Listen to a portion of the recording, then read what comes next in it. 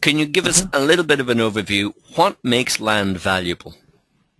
Well, it's a simple formula, James, and people have struggled to understand over a period of time really how does land get valuable, and the answer is simply it's not land that's valuable. It's the use that's valuable.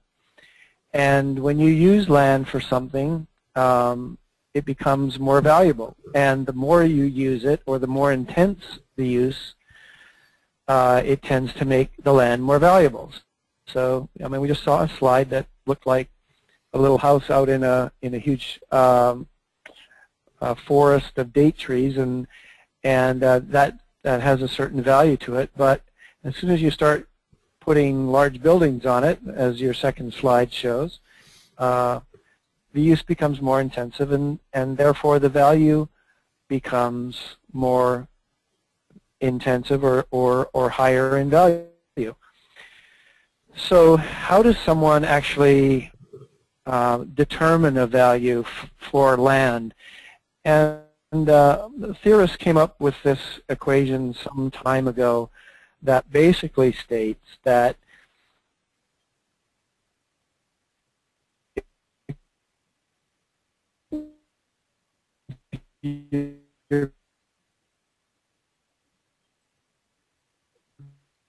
Oh dear, we seem to have lost. You're going to see value of land. Hi Tim, sorry, we lost you there for a moment or two. You might just repeat that last sentence. Sure. Yeah. What we were saying is, with regard to valuing land, a theorist came up, urban land economics people came up with an idea, a simple idea, which basically says that when we value land, we take the use or the final use of the property, and we subtract the costs of getting to that use, which are basically the construction of the improvements and the profit component that is inherent in the construction of those components. When we subtract that from the final market value of the property, we come up with what's left, what people can pay actually for land and make a profit during the development cycle.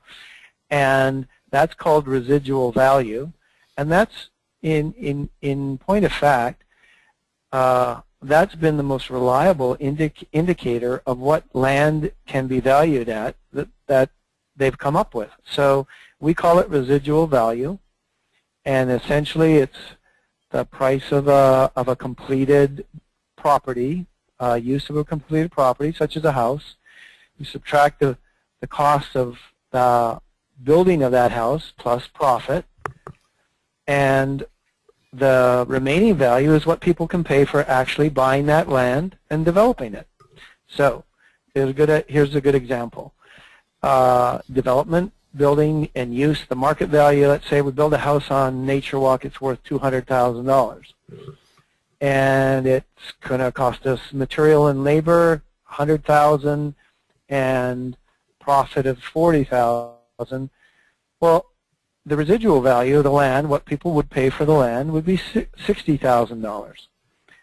But so that's a great example. But all of a sudden, the house, the market value of the house goes up to $250,000.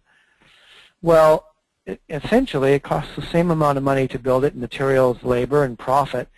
So what happens is the land component, the residual component, goes up from $60,000 to $110,000. That's 60 plus 50. And what's happened? Well, the land has almost doubled in value. And why did that happen? Because at the top of the chain, the house price, the market price of the house went up $50,000. So when the house price goes up by 25%, well, the land price, the residual land price people can pay almost goes up to 100%. That very simple example gives you the dynamic investment component of land and why land seems to appreciate by by very large amounts. It's, in fact, the residual component that makes that property rise by such a percentage when compared to the overall percentage of the property with a house on it only going up 25%.